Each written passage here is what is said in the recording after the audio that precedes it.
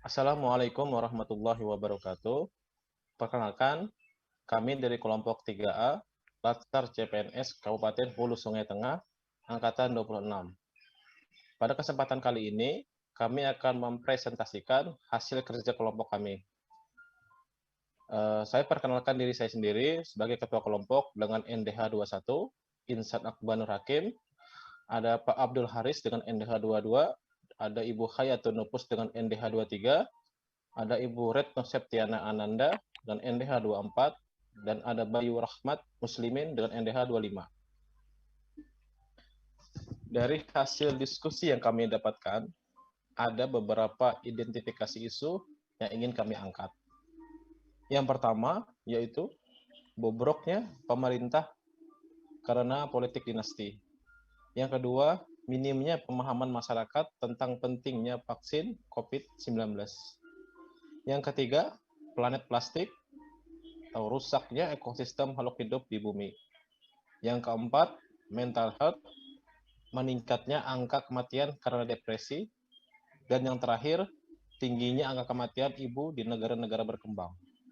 Seperti yang telah disebutkan sebelumnya tentang isu-isu yang akan kami angkat, jadi untuk memilih isu mana yang lebih penting atau yang lebih akan dikedepankan nantinya, di sini kami menggunakan kriteria APKL.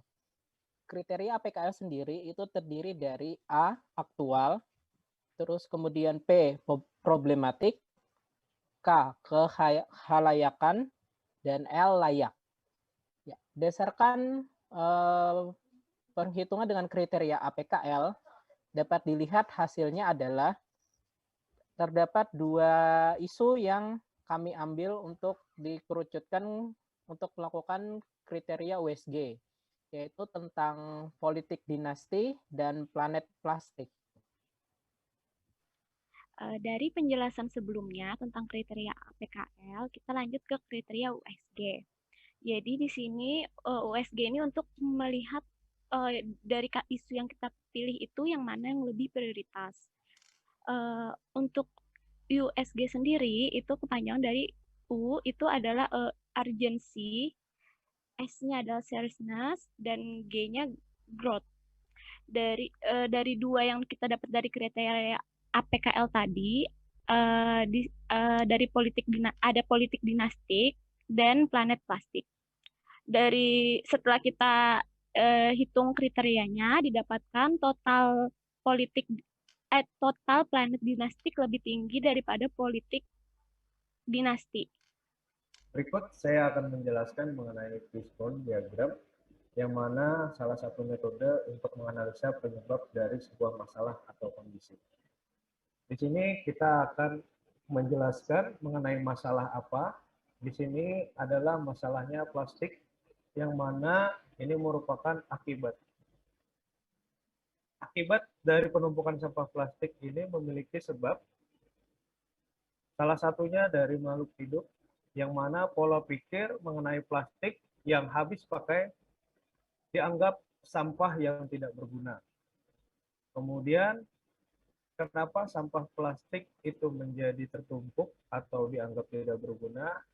Akibat sampah plastik diabaikan oleh masyarakat. Jadi masyarakat di sini mengabaikan sampah plastik. Kemudian ada pun sebab mengenai edukasi, yang mana pembelajarannya hanya menerapkan teori, tidak melaksanakan tindakan ataupun aksi. Kemudian dilanjutkan dengan adanya kurang kesadaran individu dalam melakukan aksi teori tentang kebersihan dan juga kesehatan. Adapun sebab lainnya, yang mana ini merupakan masalah dalam lingkungan, sampah plastik menyebabkan penyumbatan saluran dan berdampak banjir, serta mengeluarkan zat berbahaya untuk kesehatan. Akibatnya, lingkungan menjadi kotor dan sampah menumpuk. Sebab berikutnya mengenai material plastik. Material plastik ini kita dapat bisa dari kantong belanja, wadah obat, wadah air, dan kemasan lainnya. Plastik merupakan bahan yang mudah dicari dan memiliki harga terjangkau, tetapi plastik tidak mudah dihilangkan dari muka bumi. Itulah sebab yang menyebabkan timbulnya penumpukan sampah plastik. Setelah dilakukan APKL dan juga USG, maka kita akan menentukan alternatif penyelesaian dari isunya. Yang pertama yaitu isu yang disebut tadi, planet plastik, yaitu rusaknya ekosistem makhluk hidup di bumi. Penyebabnya berdasarkan Fishbone, yaitu pola pikir, membuang sampah, kurangnya pengetahuan masyarakat tentang sampah plastik, dan juga rendahnya kesadaran. Pertama, untuk alternatif penyelesaian, membuat tempat sampah terpisah, organik dan juga non-organik, di mana tahapan untuk setiap alternatifnya itu dengan menyediakan 2 tempat sampah terpisah di rumah, seperti sampah organik yaitu untuk sisa makanan atau daun, dan juga sampah anorganik seperti plastik, karet, dan juga kaca. Untuk hasil yang diharapkan yaitu masyarakat dapat mengetahui jenis dari sampah organik dan juga anorganik. Dan pihak yang terlibat diharapkan yaitu pada masyarakat. Yang kedua yaitu membuat TPS atau TPA terpadu yang tempatnya jauh dari pemukiman warga.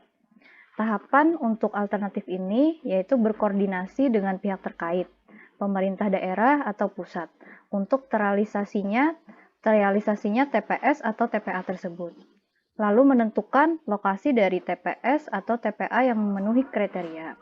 Lalu menyediakan media informasi pada masyarakat tentang diadakannya TPS atau TPA yang jauh dari pemukiman. Hasil yang diharapkan dari alternatif ini yaitu tidak ada lagi penumpukan sampah yang dekat dengan pemukiman warga. Para pihak yang berperan yaitu pemerintah daerah atau pusat. Alternatif penyelesaian masalah selanjutnya yaitu melakukan substitusi beberapa barang plastik ke bahan yang bisa dipakai berulang seperti stainless steel, goodie atau paper bag, yaitu tahapan-tahapan untuk alternatifnya dengan menghimbau masyarakat untuk mulai menggunakan tumbler, sedotan berbahan stainless steel, ataupun tas belanja yang berbahan kain. Hasil yang kita harapkan yaitu dapat mengurangi penggunaan dari plastik tersebut. Dan pihak yang berperan adalah pusat perbelanjaan dan juga masyarakat sendiri. Yang keempat yaitu adanya advokasi ke badan eksekutif dan legislatif untuk membuat kebijakan larangan penggunaan plastik di pusat perbelanjaan minimarket ataupun supermarket. Untuk tahapannya, pertama yaitu pembuatan peraturan larangan plastik di pusat perbelanjaan, sosialisasi ke pihak pusat perbelanjaan, kemudian monitoring dan evaluasi dari pelaksanaannya. Hasil yang kita harapkan adalah penggunaan plastik untuk berbelanja yang menurun, dan juga masyarakat menjadi mandiri dengan membawa tas belanja dari rumah. Para pihak yang berperan yaitu kepala daerah, DPRD, aktivis lingkungan hidup atau LSM, pihak minimarket atau supermarket dari pusat perbelanjaan tersebut, dan juga masyarakat. Selanjutnya di sini saya akan menjelaskan tentang rekomendasi alternatif penyelesaian dari isu. Alternatif nomor 5, alternatif penyelesaian dengan beternak larva serangga, squam, dan galeria untuk mengurangi sampah plastik. Tahapan setiap alternatif, dinas terkait membuat dan mengajak masyarakat dalam beternak larva. Hasil yang diharapkan, pemerintah dan masyarakat saling mendukung dalam membudidayakan ternak larva, membantu lingkungan dalam mengurai sampah plastik, dan memberikan nilai ekonomis pada peternak yang biasanya dijual sebagai umpan pancing. Para pihak yang terkait dalam hal ini, salah satunya Dinas Lingkungan Hidup, kemudian Dinas Pertanian, dan tentunya masyarakat sekitar. Berikut paparan yang sudah kami sampaikan. Terima kasih, mohon maaf jika ada kesalahan dalam penyampaian. Sekali lagi kami ucapkan wassalamualaikum warahmatullahi wabarakatuh.